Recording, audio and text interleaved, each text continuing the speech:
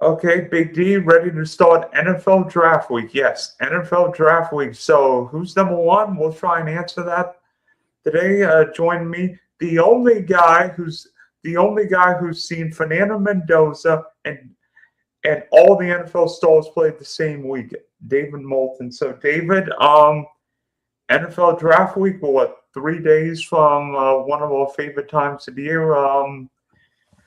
What do you expect this Thursday night?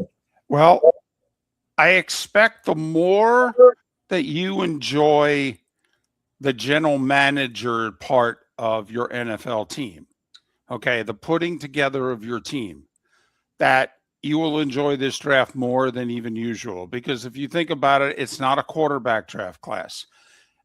It's not even a receiver draft class, even though a bunch of them are going to go in the first round. I don't know if there'll be more than two that go in the top 15. So there may be 5 or 6 receivers, but, we don't think we're drafting Jamar Chase or Justin Jefferson here. We've got a Sadiq at tight end who's a freak of nature athletically. And, him and Love could be the two best athletes and players in this draft. But who's going to take a tight end high? I think his floor is Carolina at 19, but does Tampa take him at 15 despite needing an edge rusher desperately? Because you just can't pass on this kid. Do the Ravens take Ken Sadiq at 14, looking Right. at they are likely 2.0? Yes. They've got Mark Andrews. Okay, to me, what's interesting is they've been working out who's the Browns Nagochu there? And have they, to me, a tell is he signed before the first round? If they sign him, I don't think they draft Sadiq. If he's unsigned, then they're waiting to see if they're going to get him. And then if not, they'll sign him. So I'm fascinated. To me, I would love to have been a general manager of a team. I love this, whether the Jets take Reese or Bailey. There are some people that like Bailey more than Reese. Apparently the Jets are going to take Reese. So then now who desperately wants to trade to 3 to get their hands on Bailey, who a lot of people think is a 10 to 12 sack a year guy for 7-8 years. Oh, okay. Then there's Jeremiah Love. A lot of people think he's the best player in the draft. Does Tennessee pass on him at 4? Does somebody trade with Arizona, who has indicated they want to move down because they need more players? Does somebody trade ahead of Tennessee to take Love at 3? Dallas has said they desperately want to move up. Well, they're already at 12 and 20. Do the Giants just stay at 5 and 10? Or do they package their second round pick with number 10 and move up, say, to Cleveland at 6? This to me, I think the over under 6.5 on trades, we're going to go over. I think we're going to have at least 2 in the top 10. At least 2. We may have 3. I think we know this for sure. Fernando Mendoza is going number 1 on Thursday night. We do. Absolutely, we do. But now there's real talk that Arizona and the Jets like Simpson, the Alabama quarterback. Well, the Jets are picking 33rd in the second round, and Arizona's picking 34. So if Arizona really likes him, what do they have to do? Jump the Jets. And get back into the first round. Well, how high are you going to get? What are you willing to give up so that the Jets go, nope, not this year. We're not taking a quarterback. Because remember, the Jets have 4 of the top 44. So are they just going to make sure that they get their quarterback of the future? Or are they going to pass if Arizona is indicating they're really aggressive and they're going to move up to like the Bears at 25 or Buffalo at 26 or something like that? Yeah, so about Fernando Mendoza, we know he's going 1. You covered Mendoza doing a lot of Big Ten games this year for CBS. What I loved about Mendoza is that it didn't matter what kind of if he threw the worst pick we've ever seen, came back, he threw picks against Iowa, didn't matter. Bad pick six against Oregon, picks against Penn State, knocked on his butt against Ohio State in the Big Ten title game. It didn't matter. Fernando Mendoza could just come back off the grass and look like a franchise quarterback. You mentioned one of the things I really like about him. I was at the Oregon game. He throws the pick six at Oregon, and now it's early fourth quarter and the game's tied. Well, there's a lot of stadiums that are really loud. Oregon's in the top 5. So now the place is going bonkers. Absolutely bat blank bonkers. And Mendoza's just made the biggest mistake of his college career, because this is a really big game at the time. Mendoza, how did he handle it? 12 plays, 75 yards, back shoulder to Surratt, touchdown. 6 runs, 6 passes. Right calmly down the field against Oregon, 3 for 3 on third downs. The touchdown was on third down. All right. So right there, I remember thinking, ooh. And he outplayed Dante Moore severely in that game. So then, he throws the interception against Penn State. They're going to lose that game. Now, his receivers made 2 ridiculous catches. Okay, Surratt down the sidelines and then Moore at the back of the end zone, which is probably the catch of the year. Okay, but once again, what did he do? On the road, very hostile, and he handled it, and he got his job done. The other thing that impressed me, D, he's more athletic than you think. All right? And you need to be, even as a pocket passer. You need to be able to dodge the rush, even if it's just to get outside the pocket and throw the ball. Just occasionally, the pocket breaks down, you run for 6 to 8 yards and move the chains. He's more athletic than you think. All you have to do is look at that quarterback draw against Miami for the touchdown.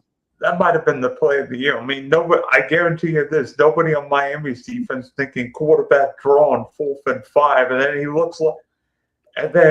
it looks like Fran Tarkenton running. Well, and he looked like Earl Campbell when he ran over the defender. He is more impressive than you think.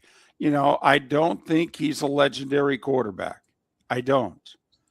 But do I think he could be at least as good as Derek Carr was for the Raiders, who, remember, was probably going to win an MVP one year until he got hurt very late in the season? So I do think Mendoza can be a competent, solid NFL quarterback. And remember, he's got Brock Bowers to throw to. That's a good start. They got to get him a line. They got to buy a line, which they've, I think, bought 2 starters. They got to just draft offensive line in the draft, honestly, and worry about the rest later. But I think he will make it. I think he will be a middle-of-the-pack NFL quarterback. Could he be? I've heard a lot of people say Mendoza's a little Matt Ryan. Is that the worst call? Well, if he was Matt Ryan, Matt Ryan was a top 10 quarterback in the league for almost his entire career. That would be, if they're getting Matt Ryan, Matt Ryan's going to be he's going to be a Hall of Fame finalist. Whether you think he's a Hall of Famer or not, but I'm telling you, with over 60,000 yards passing, he's going to be a Hall of Fame finalist. Took a team to a Super Bowl. Helped turn the Falcons into a consistently solid franchise, something they have not been, except when Matt Ryan was their quarterback. So let me tell you, if the Raiders are getting Matt Ryan, the Raiders are going to do the happy dance. Yeah, since those Rich Gannon teams, other than Jared Goff for a few years, the Raiders quarterback situation's been almost like Cleveland's. Yeah, and that's why I think it's going to end, that he's going to be at least okay. And plus Clint Kubiak there, I think Clint Kubiak being an offensive mind will only help Mendoza. Well, and I don't know how much he's going to play this year. Brilliant move by them getting Cousins. I mean, this is what the Giants did 20 years ago. They got Kurt Warner, and they didn't put Eli Manning in there till week 10. I mean, we all know about the Packers and what they did with Aaron Rodgers. I mean, I'm not expecting him to sit for 3 years, okay? But I do think that he's not going to get thrown to the Wolves. And that's good. That's really good. Worst thing you could do for a quarterback. I mean, put the team around him. Notice at practice. I mean, Kurt Warner was honked at the Giants when he got benched. The Giants were in a playoff position. And Warner said, "Why are we doing this?" And they said, "Because it's time." All right. He's progressing. It's now time for him to play. And I hope the Raiders do the same thing, D. I hope they don't play him a minute before they're watching him at practice going, "Yeah, we gotta put him on the field."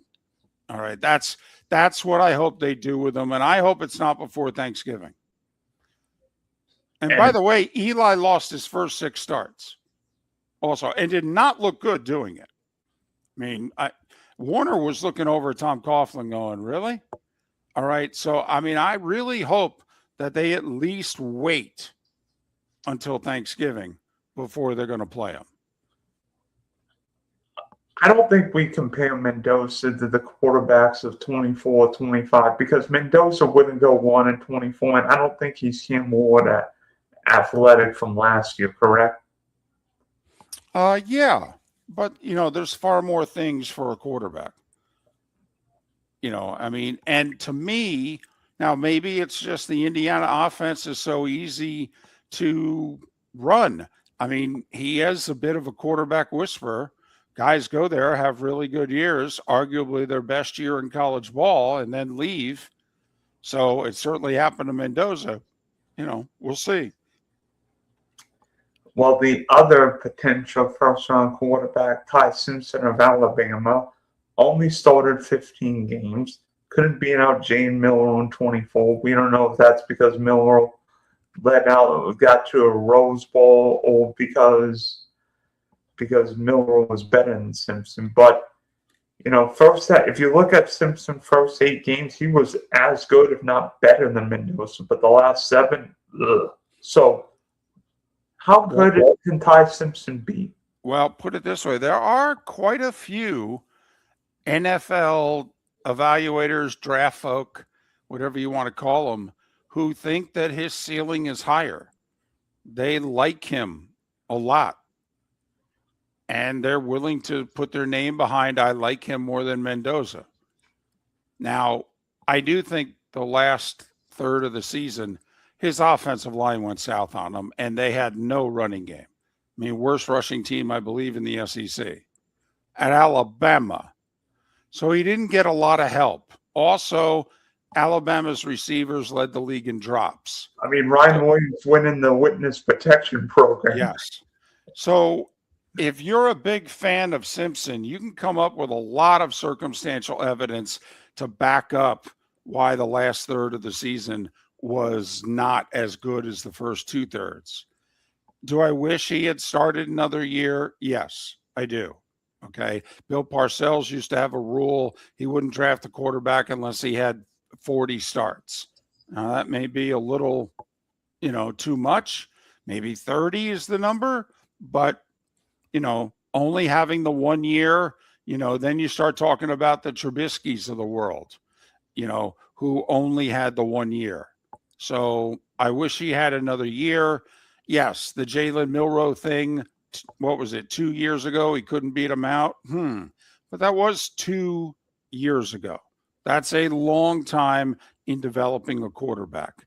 My thing is, whether it's the Jets or the Cardinals, who are moving from the second round to the first round to take him, I just hope they do something along the lines of what the Raiders are doing.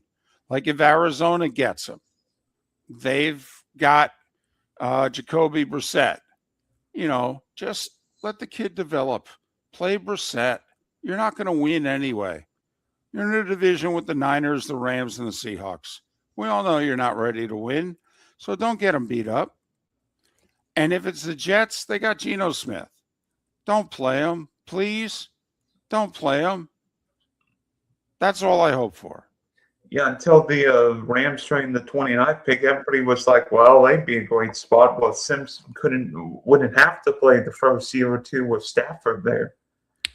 Well, remember, the Giants moved into the first round for Dart.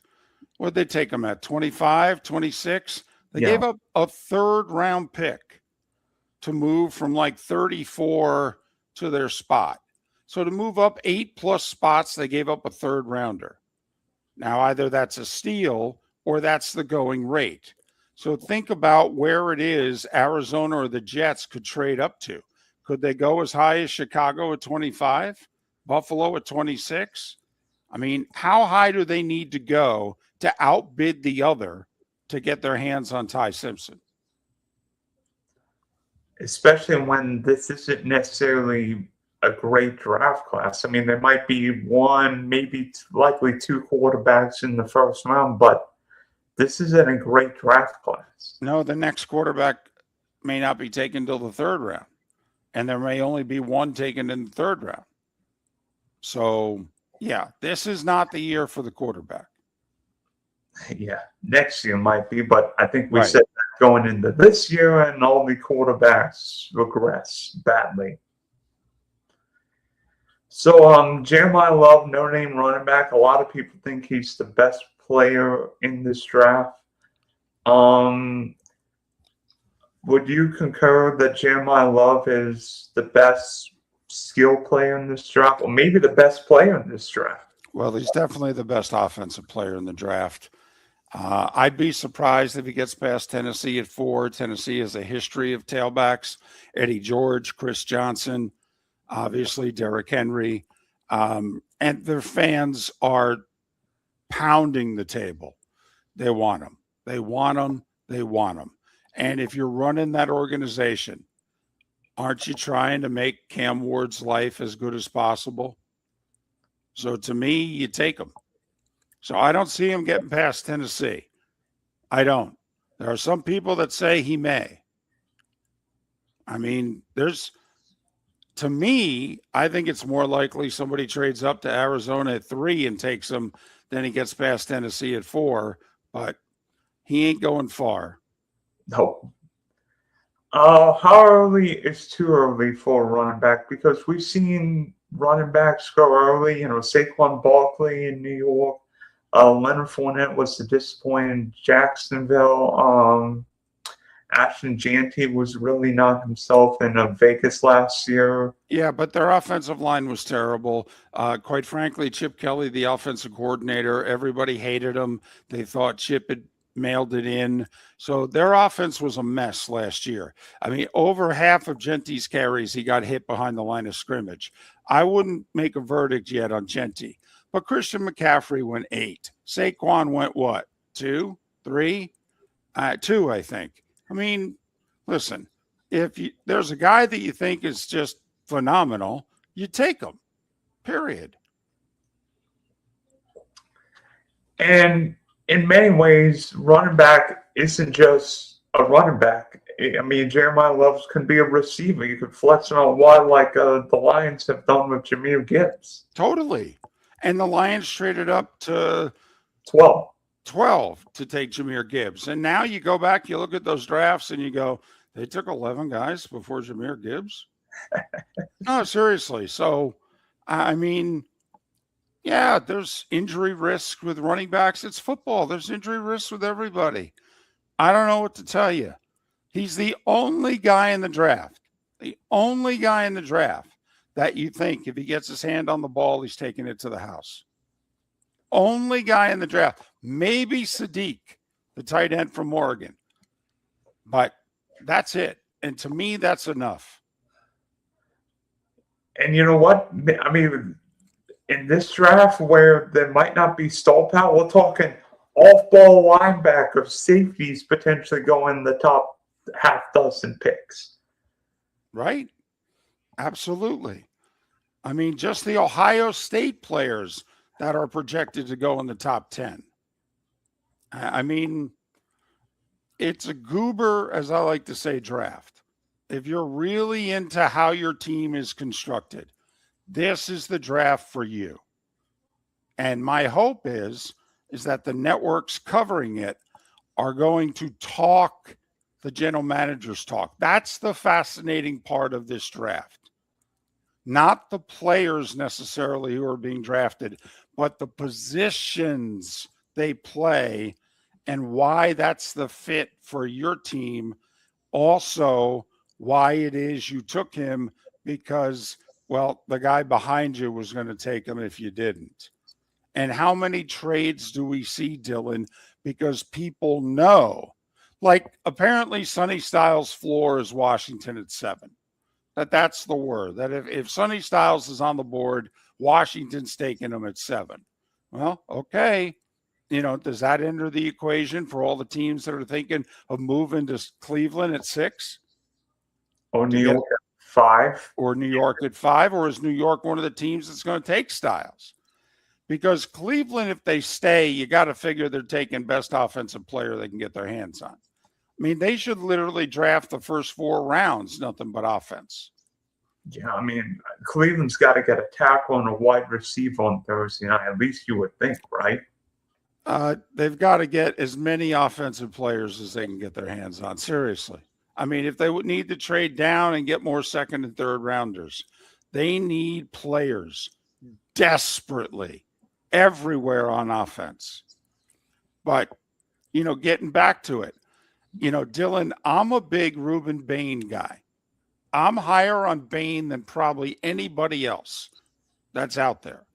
Like, to me, if I'm the Giants, even though losing Dexter Lawrence is huge. I mean, huge. They don't have anybody to replace him. They can't get their hands on anybody to replace him either. So they're going to have trouble stopping the run. However, they've got Brian Burns, Abdul Carter, Kayvon Thibodeau. I think they're going to trade Thibodeau. Well, then give me a little Ruben Bain. How about those 4 guys rushing the passer on passing downs? That'd be like the Giants of 2007, which 2007. Exactly. Is Ruben Bain a first down guy? Maybe not. But is he a second and third down guy? Hell yeah. All right. And Dylan, you make the point. When were the Giants the Giants? When they had Umenyiora, Tuck, Strahan. Okay. That was a problem for teams. And so, why are the Texans so good on defense? Yeah, because those 2 ends can't be blocked. And it just cannot be blocked. And one of them just got 150 large. Right. So, if I'm the Giants, I can't. It's why I wouldn't have traded Dexter Lawrence, by the way. I wouldn't have.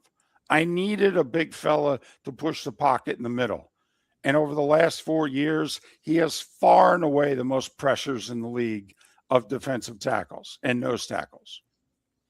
But the deal is done. If I'm the Giants, I'm taking Bain. But Bain, a lot of people think is going to be on the board for the Saints at 8, the Chiefs at 9, Giants at 10. I mean, the Giants maybe don't have to take them at 5. Well, then who do you take? Sonny Styles, the Ohio State safety instead? Caleb Downs. Do you go offensive tackle and take the first one off the board? And you're rolling the dice that you're going to get either Downs or Bain at 10? Like, I think the Giants have to take the best defensive player on their board at 5 because I think they can get the first or second best offensive tackle at 10. Yeah, and honestly, I don't really see a lot of left tackles in this draft. No. I think Monroe Freeland's got the chance, but I feel like he's a year or 2 away. Caden Proctor could be, but he is too big to play left tackle. Yeah, he, I think, may struggle just to be on the right tackle. He may end up being a guard, to be honest. But the Giants don't need a left tackle. I mean, the Giants have a lot of needs. They got Andrew Thomas at left tackle. If he's healthy. He was last year. Okay. But you're not drafting a replacement for Andrew Thomas. So, I mean, I think it's fascinating. Is Arizona going to trade out at 3? Is Tennessee going to take Love? Who would the Giants take at 5? And which side of the ball? Cleveland has indicated they're moving out at 6. Who's moving in? Kansas City? Dallas? We can go right down the line. Washington will be traditional. New Orleans is in an interesting spot. They could have one of these terrific defensive players fall to them. Then again, they really need some offensive help. So to me, this draft is Los Angeles at 13. Would love a wide receiver to fall to them. Would love it. If not, they hope one of the top 3 tackles falls to them. But are they 1 or 2 spots away from getting what they really want? This to me is the fascinating part of the draft. Are they going to have to move up from 13 to 11 with the Dolphins to get the guy they really want? Is it the wide receiver Tyson from Arizona State? Is it Mualaga, the tackle from Miami? I mean, this to me, from USC. Yeah, this to me is the fascinating part of the draft. Are teams going to be able to sit tight and get who they want? It's looking as if not. Okay, well then what are you willing to give up to move up? And how far? And don't forget the Ohio State players, because I think there could be 5 Buckeyes. 4 are definitely going to be first rounders. I don't know about Caden McDonald, the nose guard, but I think there could be 4 Buckeyes going in the first 10 picks. Yeah, absolutely. Because either Reese or Bailey will be top 2, 3, or 4 picks. Sonny Styles is going to be a top 10 pick. Cale Downs is probably going to be a top 10 pick. And then Cade is probably going to be the first wide receiver taken because Ohio State wide receivers always go in the first round. Well, definitely top 13. I would definitely make that wager. But yes, there's a chance it's all top 10. And about the wide receivers for a minute, I don't know if Tate's necessarily really the best athlete, but I always think he's like JSN a little bit. Well, that's a big comparison because JSN's a 1. Yeah, JSN will go once. But I do think, D, that's the big question in this draft. There's a lot of wide receivers, a lot of good ones. But there's no Jeremiah Smith. Well, that's just it. Is there a number 1? Okay. Tyson from Arizona State, Lemon from USC. Do we really think these guys are 1s on Sundays? Not Saturdays, Sundays. Like, I don't think there's a 1. There's a stud. Oh, my goodness. We've got Chase or Jefferson. In fact, to me, I'm curious, the guys in this draft, can they be the number 2 receivers on those 2 teams? Like, can one of them be a T. Higgins? That to me would be terrific. Terrific. But New Orleans, the Rams, others, they're gonna take these receivers. They're gonna gamble and hope that they are 1s. And to me, they may be drafting 2s. Now in Los Angeles, that's okay. All right. They've got Devontae Adams, they got Puka. If they draft a kid and he's only a 2, they're fine with it. And then the Saints with Chris Olave. I mean, if Chris Olave avoids concussions and if Puka avoids any more off the field issues, those teams Right. are set. Right. Okay. But I don't know if there's a one. Yeah. And if there is, great. And I'd love to be wrong. You know, the Jets at 16, they've been linked to Cooper from Indiana. Okay. Good number 2 receiver. Hey, you need one. I'm not saying it's, at 16 to get a solid number 2, kind of like when the Bucs drafted Chris Godwin. That's perfect. That's fine. But I don't know if the others are ones. And there's a chance one of those 3 wide receivers falls to 16. I mean, we know Tyson's got injury issues. I mean, is Makai Lemon maybe a poor man's version of Amon-Ra? And well, to me, Dylan, if the wide receivers drop, it'll simply be that the NFL teams have decided that the defensive players, because also there's 2 corners we haven't talked about. yeah, Delane and the corner from Tennessee, right. Okay. And so there's 2 of those guys who I think are going in the top 15. So you add up the defensive players, you throw in Mendoza and Love for 2 offensive players. You throw in the offensive tackles, because once the run starts, okay, teams are going to trade up, because there's usually only 3 or 4 of them that are considered first rounders. And so, you plug and play. And so teams, I think, may move up for the number 3 or 4 offensive tackle as opposed to the number 3 or 4 or 5 wide receiver. And don't forget the guard out of Penn State, Ione. Is that the guard out of Penn State, Sadiq, the tight end from Oregon? That's the thing. Mendoza, Love, the Penn State guard, Sadiq. All right, there you go. There's 4 guys. Okay, now let's add up all the defensive players that we think are on the A list. That's like 6. Okay, now let's talk offensive guard tackles. It's at least 3. All right, so we're at 13 right here. We haven't taken a wide receiver yet. And that's what I'm talking about. That somebody's going to drop. Who's it going to be? Yeah, and also there's a possibility of trade. Not saying what happened, but happened on Thursday night. But I have a strong suspicion that A.J. Brown's going to be a New England Patriot by the time the season starts. Well, I agree with you, but I don't think it's going to happen during the draft for this reason. My understanding is you can't do it the way like you cut people on the first day of the new year and you designate them a post June 1st cut.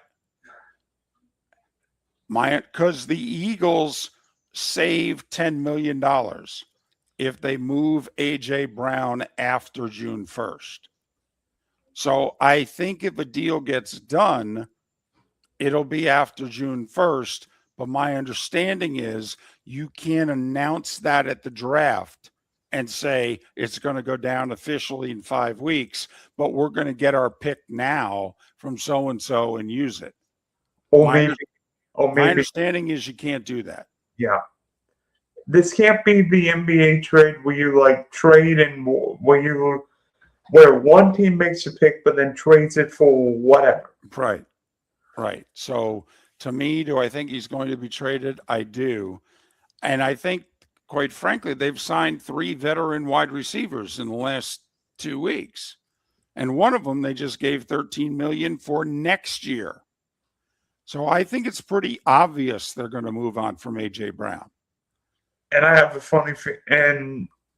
feeling the Eagles draft offensive line, but that's just me because they've gone defense heavy the last 2 years. I think the Eagles O-line's got to get younger because Lane Johnson being out last year hurt Philly big time. Yeah, and they've got 2 guys on their offensive line who are year to year. Absolutely. They need a plug-and-play guy. I'm curious who they decide. Is it Proctor from Alabama? That's right around where people have him going.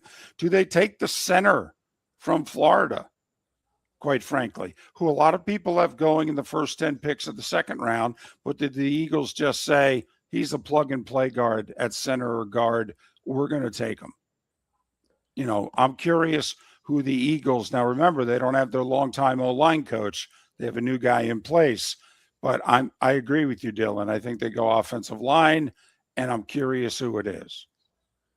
How do you see the first 10 picks going without trades and then going, let's just say, straight up? You know, I'm guessing both of us think Mendoza's going 1, correct? Oh, yeah. And Reese 2. Yeah.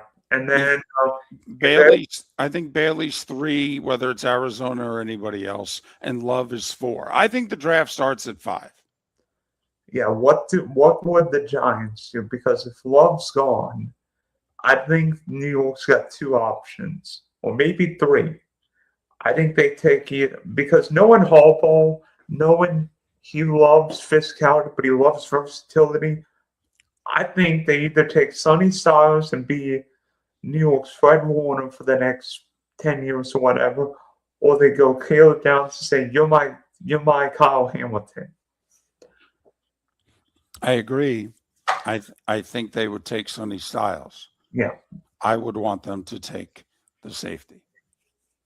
But and then 6, Cleveland takes the best offensive player on their board, whether it's a wide receiver or a tackle. I think they'd go offensive tackle. And I have them taking a wide receiver, but tackle. But then they go wide receiver at 24. They go tackle the other way around. Yeah, and they could draft listen, they just have to draft offensive players. Honestly, their defense is excellent. Their offense is horrendous. Maybe it's not a joke anymore, D. It really isn't. They need help on offense. First 4 rounds, nothing but offensive players. Maybe the Browns do what the Panthers did a few years ago. Instead of drafting on defense, the Browns just draft all offense. Hey, they should. They should. Listen, Bill Walsh and the Niners in 81. He had his quarterback. The West Coast offense was starting to percolate. He said, man, I need help on defense. We were terrible on D. Yeah, he drafted 1, 2, and 4, 3 corners, boom, boom, boom, or 2 corners and a safety. And there you go. And they won the Super Bowl, and they all started.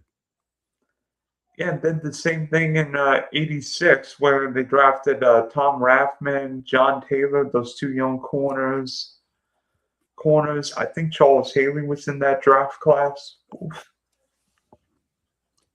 But that's what I think Cleveland does. I think Washington takes the best defensive player on the board. Their defense was old and slow. So to me, if it's Styles at 5, it's the safety from Ohio State at 7. I think they would take him over Reuben Bain. If it's Downs at 5, Styles at 7. And then the Saints would be an interesting one because my latest mock draft, I actually had them taking Bain, but now I'm wondering would they take one of the wide receivers or Bain if all of them fell to 8. Well, I think teams are wary of the Giants taking Tyson, the wide receiver at Arizona State, at 10. So if by chance that's the guy that the Saints really want, I think they'll go offensive tackle. I mean, could go there too. I mean, especially if all of them fell, which could happen. And the Kansas City's another one because the Chiefs need to get corners, pass rushers, and tackles badly. But yeah, I think they'd take Bain, and they'd let their defense coordinator work with them, Spags. I think they'd take him over a corner, but they can't go wrong with either one. But see, it goes to show who's falling. The guy who I think has the best chance of falling is Bain. Can Bain be on the board when Miami picks at 11? I think it's possible. That would be something. Yeah, well, I mean, we just had 2 offensive tackles go in the top 10. We had at least 1 wide receiver go. At least 1. And then look at the teams in the first half of the teams. The Giants. Who knows what happens at 10? I mean, they have to get an interior lineman, but not at 10, right? Correct. Now they don't have a 3rd round pick, but that's probably where they go in the 2nd round. Maybe although to be honest, this is not a good draft for defensive tackle. They may wait till Saturday to start drafting, big guys to just plug in the middle on early downs. Yeah, I mean, I think Hayden McDonald's a late one. I think Florida's got a defensive tackle who's probably more a day 2 prospect. Right, but the thought is that the top defensive tackles may go late in round 1. I think it's who's the kid from Clemson, who's projected to be a late 1st round defensive tackle. So, yeah, certain positions in this draft, if you need a guy, there ain't a guy. Yeah, I don't think it's TJ. I don't think it's TJ Parker, but yeah, Clemson's got somebody who could have been a top 10 pick, and he really underwhelmed last year, but so did the whole Clemson team. Correct. And then what happens in the corners? Because Dallas would love if Delane or the Tennessee corner fell to 12. Right. But does he? Giants need corners. That's the roll the dice in this draft. Can you get one of the guys or one of the positions that you desperately need without moving up? Are you willing to roll the dice and let the draft come to you? Like I think the Rams can at 13. I think they can get either a number 3 wide receiver or the 3rd best tackle in the draft and get him at 13. Now, the Dolphins, assuming that there's no trades here, I've heard they love Fano, the tackle from Utah. So, could that be the 3rd tackle? And then that's it. The tackles are gone by 11. Uh-oh. So that's why I think there will be a lot of trades, at least 2 in the top 10, maybe 3, and that there will be people moving all over the board outside the top 10 because I got to move and get this guy to fill this position, or I can't believe this guy fell. We can get him and throw in a 4th round pick. I think there's going to be a ton of it. And you know what? In this kind of a draft with so much uncertainty, I mean, we know who's going 1. We think we know who's going 2, but then it's like, would a team move up 3 spots with Jeremiah Love? I mean, when's the last time you've heard a team moving up for a running back? Or taking a safety in the top 5. Right. Oh, yeah. No, think about it. We could have a running back and a safety taken in the top 5. Or an all-fall linebacker. I'm like, is Billy Ray Smith going to be drafted 5th overall in 1983? Wow. I just watched that 30 for 30 again the other day. But yeah, the San Diego Chargers bombed that draft. And they had multiple 1st round picks. 3. Okay. But they signed Fouts to an extension during the 1st round. And so they decided not to take Marino. Oops. And then the Steelers drafted Gabriel Rivera from Texas Tech. Yep.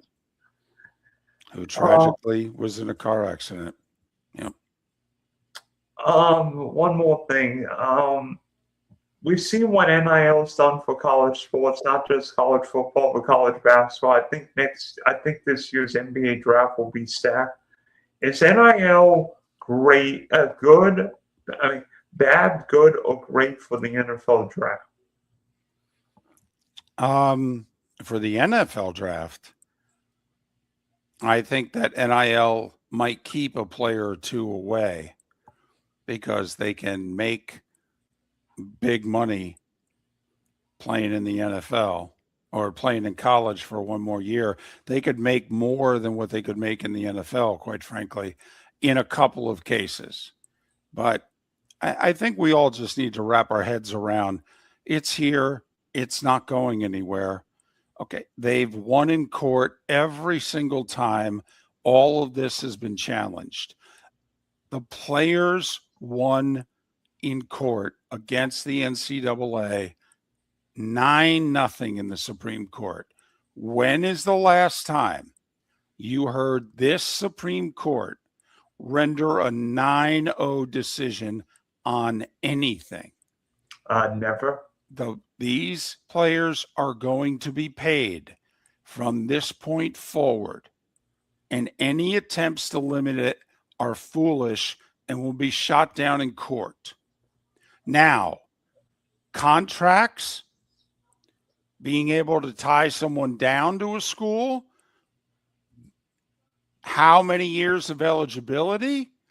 These are things that can be done. These are things that will be challenged, but that can withstand some challenges and are worth pursuing. But you give it up on the money. Give it up. Yeah, in many ways, you look at Dante Moore. I mean, 5 years ago, he's probably a top 5 pick, and now he's making what, $7 million at Oregon. Well, and he was handsomely paid his 1 year at UCLA, and then he gets handsomely paid to go to Oregon, and now he gets really handsomely paid to stay. Yeah, and by the time, and who knows, he still could be a number 1 pick next year. Could be. We'll see. We'll see if the 2027 quarterback class can keep it together, because the 2026 class fell apart outside of Mendoza. Yeah. I mean, Cade Klubnik, Nussmeier, Drew Aller. Yep. All right, David, thanks for hopping on. And you know what? I think this draft on Thursday night is going to be wild and crazy. Yes, it won't be, 4 or 5 quarterbacks and elite receiver talking. This is a goober draft. This is a draft of defensive edge rushers, a couple of other defensive playmakers, offensive tackles, and then wide receivers. Does that sound sexy? No. But will it be fascinating? Yeah. You'll see a lot of teams that the chipmunk, the squirrel, whatever, will be working. And there's only 8 minutes in between picks. So they will have to have these deals worked out in advance so that if the team above them takes a certain guy, they can pick up the phone and say, all right, the deal we agreed upon, we doing it? If so, okay, done. That means the iPhones better be charged on Thursday. Yeah.